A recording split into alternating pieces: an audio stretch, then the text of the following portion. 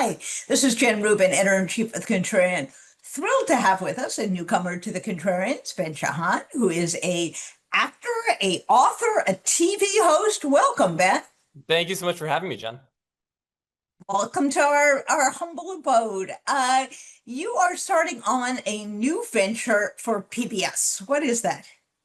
So a few years ago, during the midterms in 2018, a lot of my friends who were started getting involved newly into politics were asking me questions that they felt they were embarrassed to ask. They would pull me aside and ask me questions about a state secretary of state. They thought it was appointed by the president, or what's a state attorney general.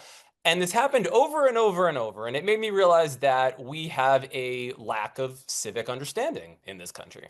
And I started doing some research, and I learned that today only 8 states require at least a year of civics or government at some point between kindergarten and 12th grade.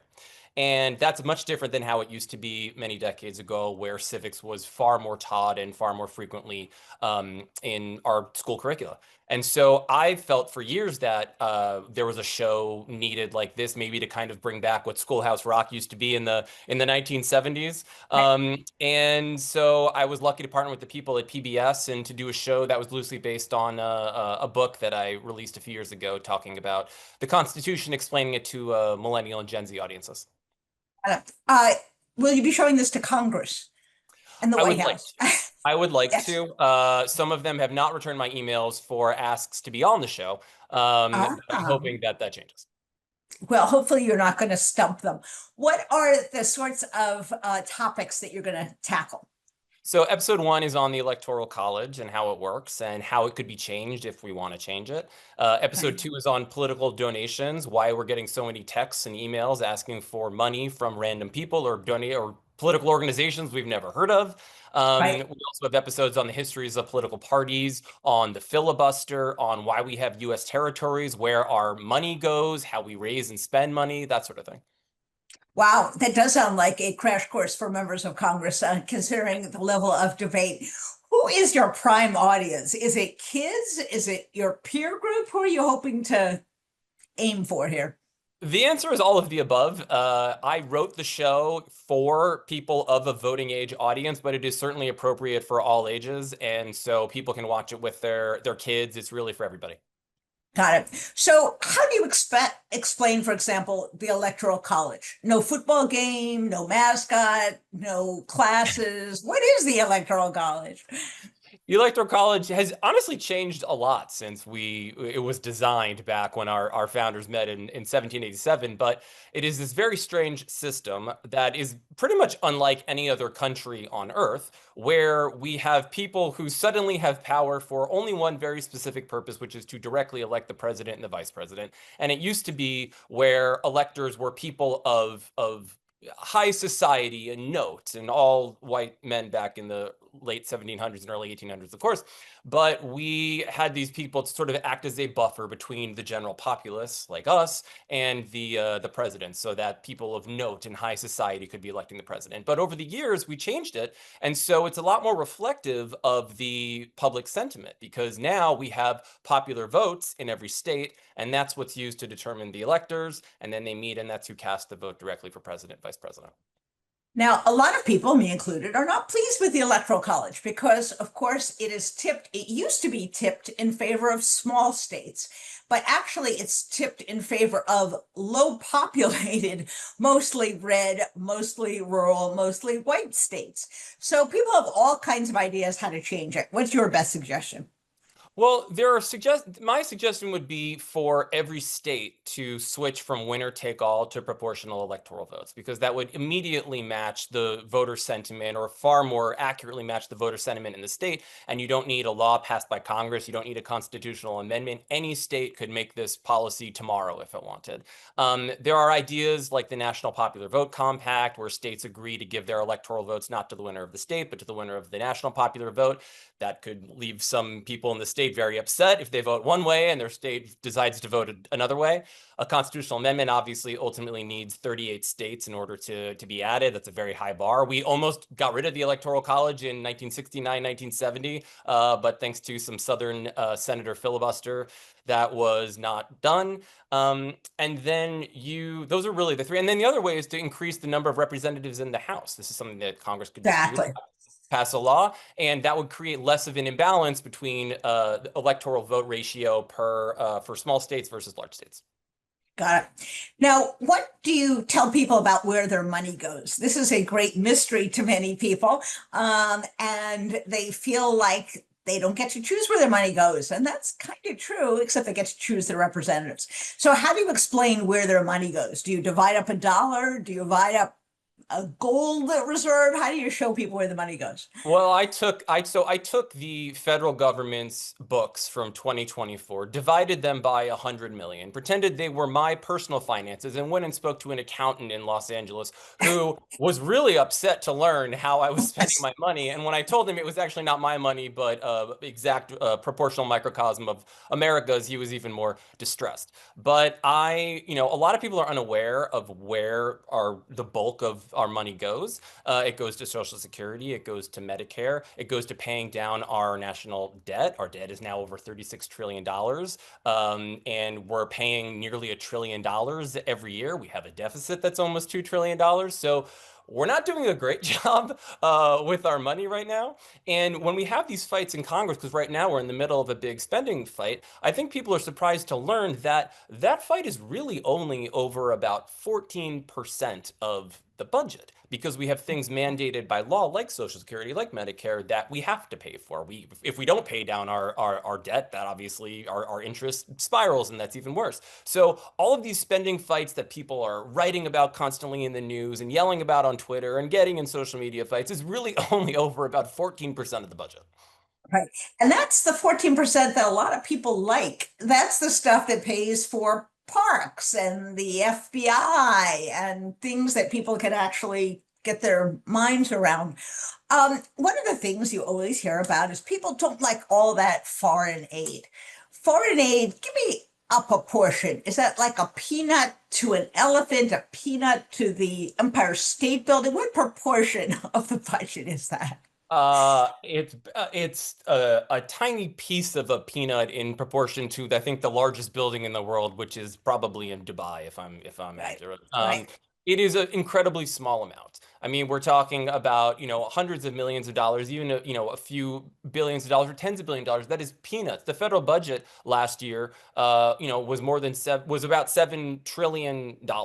Unfortunately, we only brought in about 5 trillion, so our deficit was roughly 2 trillion. So we haven't balanced our budget since 2001. The final 4 years of President Clinton's presidency, we had a balanced budget. So it's been about a quarter of a century since we balanced our budget, and so we're not doing great when it comes to where we are with our debt and our deficit. And a lot of economists will say, well, what really matters is what our debt is in relation to the GDP. And even if you look at it by that metric, we're actually, over COVID, it was the highest it ever had been in the history of the United States, even higher than it was under World War II. Wow. So after you have done this kind of deep dive into what's going on, are you more optimistic or less optimistic about fixing, reforming government, making people more content, more, pleased with their own government? I've learned two things while making this show. One is that people agree on far more than they realize for this show. I talk to conservatives, to liberals, to people in the center, politicians, people who used to work in government, current government officials, random people on the street. And by and large, there are a lot of large areas of agreement that I think don't get as covered or reported in the news because noise and conflict sells, and it's very sexy and clickable. But I also learned that a lot of people are really curious, and that according to a friend of mine, a pollster who you may be familiar with, a guy named John Della Volpe, Of non-voters, there are 90 million people who are eligible to vote in the United States that don't vote every presidential election. And about a third of those people give the reason being that they don't know enough about how government works. And if they were more educated on what their vote actually does, how government works, the checks and balances between the branches, separation of powers, just the basics, they would be moved to vote. And so the way I look at this show is that based on that data and those findings, if I can convince 1 in 3 voters, non-voters, to vote, that will be a success.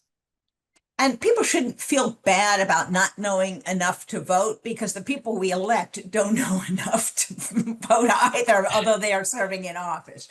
So it never fails to amaze me how little people know. Let's say you had the proverbial magic wand and you could change a few things about government or a few things about the electorate to make it more democratic, to make prosperity more widely shared. What are the few things that you would do? I would immediately have a single, not a large omnibus bill, but a single bill passed by Congress to ban gerrymandering. Only a handful of congressional races every 2 years are actually competitive. And so this is something that both parties do. One party does it more than another right now, but it's something that both parties are guilty of. And if you want to have actual competitive elections in Congress, we have to ban gerrymandering, have an independent redistricting commission in every state. I would also, and this is not something that Congress can do, but I would encourage states to open up their primary system. You know, when we have states that are solid red or solid blue, the real action isn't happening in the general election, it's happening in the primary election. And so opening up the primary election, as some states do, so that if you're a registered Republican, you can choose to vote in one primary, maybe you choose to vote in the Democratic primary, because at the primary stage, your vote actually is choosing the person who will be the eventual winner. So I would start with those two, and then obviously the biggest one, which is probably the least likely to happen, would be to really control and try to ban the influence of large corporations and the way that money has corrupted our political system. I don't see that going in a positive direction. I actually interviewed former chair of the FEC, Ellen Weintraub, for episode 2 of my show, which comes out in 2 weeks, and it was a fascinating conversation because the influence that money has is even bigger than I could have imagined. It really is. And on the first two things that you mentioned, people think these are little things, but just think about how that changes the entire scope of government. That's why we get people like Marjorie Taylor Greene, because she's in a perfectly red spot where she never has to worry about anybody to the left of her. And if we think about, wanting to have competitive seats, that means people have to be responsive to the voters. If they do something you don't like, you get to kick them out. So some of these structural changes sound abstract, but they're really not. Let me close on this because money, I think, is at the root of so much of the cynicism about government, so much of how we get to spend things on things most people don't want. How did we get to the point where we have billionaires? Is it all the Supreme Court's fault? Is it our lack of understanding of the government? How did we get to where we are? So really, a lot of it can be traced back to the Citizens United decision, right? And it's not that PACs are new. You know, we have political action committees that were created in the wake of congressional bans on unions giving directly to campaigns and corporations giving directly to campaigns. And so PACs were created as this sort of, workaround, this loophole, so to speak. But the explosion in super PACs in the wake of the Citizens United decision really opened up the door for money to corrupt politics, because by deciding that money is speech, then the richest people can speak the loudest and their voice can travel the farthest. And so this past election cycle, and again, this is not specific to either party. Yes, Elon Musk gave far and away more money individually than anybody else in the last election cycle, almost $300 million. And thanks to a court decision, he was allowed to coordinate his door knocking efforts with the Trump campaign, which is something very unique and that kind of flew under the radar and a lot of people haven't talked about. Because it wasn't seen as public advertising, right? It was one-to-one when you're knocking on an individual's door, you're not blasting your message out to the airways. So we're looking at $2.5 billion that was raised by the Democrats across the party, the campaign, associated super PACs, well over $1 billion on the Republican side. And it's just getting to the point where money speaks loudly, but money doesn't vote. And that's what I keep telling myself, and I tell my followers, and I tell my viewers, is that at the end of the day, it has to convince you to vote a certain way. And we've seen a lot of political ads, and they're not great. They're cheesy. They're corny. It's the same sepia toned, weird picture of the candidate like mid bite of a salad or something to make them look stupid. And you can spend a ton of money, but if it's spent badly and the advertising isn't convincing, you're not reaching people, then it's ineffective. And so I just want to remind people that yes, money is corrupting. It has an outsized influence, but ultimately it's not what casts a ballot. That's true. And if money was the only thing that mattered, Andrew Cuomo would once again be the nominee for the mayor of New York City, thank God. So we all have our vote. Well, I, for one, can't wait to see the series. I think it'll be great and informative. And even if members of Congress don't want to see it, I would suggest you stand outside, project it onto the building, and force them to watch this because they might learn something. But good luck with that. I will use my free speech rights to broadcast a video right on the side of the Capitol. Fair enough. Thanks so much, Ben. It was great having you. Thank you.